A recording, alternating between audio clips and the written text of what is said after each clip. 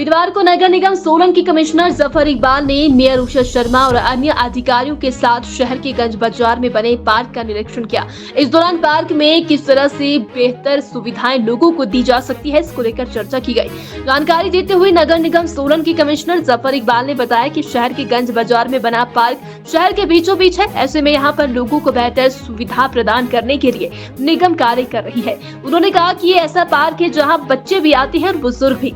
उन्होंने कहा कि जिस तरह से यहाँ पर सुविधाएं मिलनी चाहिए थी वह नहीं मिल पा रही है। इसी को देखते हुए स्थानीय पार्षद, निगम की मेयर और डिप्टी मेयर ने इसको लेकर कई बार हाउस में भी चर्चा की कि पार्कों को कैसे अच्छे तरीके से रेनोवेट किया जा सके ताकि इसे बच्चे भी इस्तेमाल कर सके और बुजुर्ग भी। साथ ही पार्क में शौचालय की बेहतर व्यवस्था हो, गार्बेज कलेक्शन की व्यवस्था पार्क में हो। इसको लेकर निगम आने वाले दिनों में कार्य करेगा। उन्होंने कहा कि पार्क के जीर्णोद्धार के लिए और इसे बेहतर बनाने के लिए आज लोकल और लोगों और स्थानीय व्यापारियों की भी राय ली गई है। उन्होंने कहा कि आने वाले दिनों में यहाँ पर बेंच लगाने का प्रावधान भी निगम की ओर से किया जाएगा। वहीं इस पार्क को योगा पार्क के रूप में भी बनाया जाएगा। वहीं बच्चों को खेलने के लिए झूलों की व्यवस्था भी यहाँ पर बेहतर की जाएगी। उन्होंने कहा कि शहर की बेस्ट टॉयलेट का निर्माण यहाँ पर किया जाएगा। वहीं इसी के साथ हेल्थ और वेलनेस को लेकर भी यहाँ पर पार्क में कार्य किया जाएगा। उन्होंने कहा कि बच्चों की फिजिकल डेवलपमेंट को बढ़ाने के लिए यहाँ पर बेहतर डिजाइन बनाकर कार्य किया जाएगा।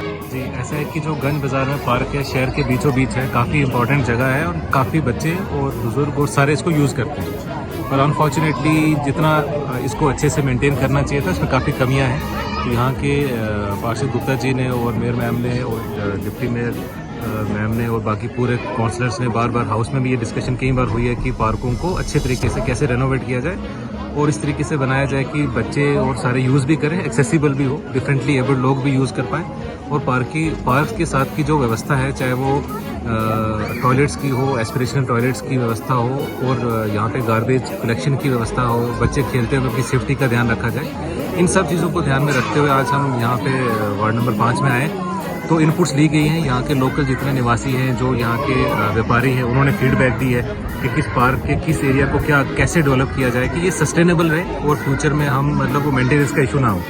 तो उसकी कड़ी में यहाँ पे जितने फीडबैक हैं उसके हिसाब से ऐसा है कि यहाँ पे कोशिश की जाएगी, लोग धूप लगाते हैं सर्दियों में तो बेंचेस की व्यवस्था हो, लेकिन बेंच हम जो है वो फिक्स करेंगे। हाँ, और योगा के लिए यहाँ एक स्टेज है पहले से बना हुआ, वो स्टेज को हम कोशिश करेंगे कि ये as a yoga park develop हो। कि शहर में हम साल में एक बार तो योगा सारे कर लेते हैं 21 को, लेकिन यहाँ पॉइंट हो रहा है कि हर रोज़ एक ऐसा शहर में सेंटर बने जो योगा का सेंटर हो।